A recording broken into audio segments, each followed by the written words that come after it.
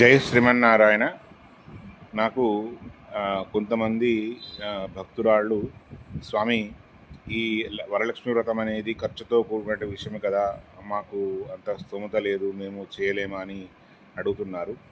ఇది చాలామంది దృష్టిలో ఉన్నటువంటి వాస్తవమే. ఎందుకు అంటే కొందరు సోషల్ మీడియా మాధ్యమాల ద్వారా విశేషమైనటువంటి అలంకరణ చేసి కలశాలు పెట్టేసుకొని అందరినీ వాయినాలు ఇచ్చి కాస్ట్లీ వస్తువులు రిటర్న్ గిఫ్ట్ లాగా ఇచ్చి దాని యొక్క ఖర్చుతో కూడుకున్నటువంటి వ్రతంగా తయారు చేశారు. ఇది ఎంత మాత్రము విహితం కాదు.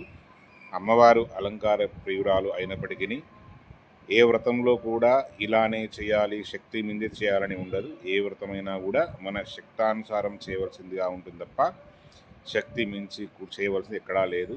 పుష్పం ఫలం తోయం అని చెప్పారు తప్ప దీనికి అంత ఖర్చుతో కూడుకున్న విషయం అని చెప్పేసి కొంతమంది వ్రతం చేయడమే మానివేస్తున్నారు. ఇది ఎంత మాత్రము సమ్మతం కాదు.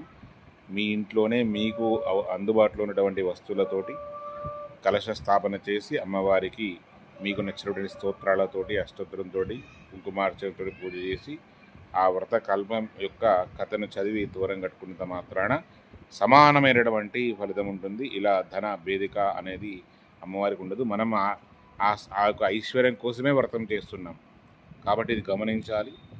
మా వ్రతం చేయండి, అమ్మవారికి అనుగ్రహాలు అష్టైశ్వర్యాలు పొందండి. జై శ్రీమన్నారాయణ. జై శ్రీమన్నారాయణ.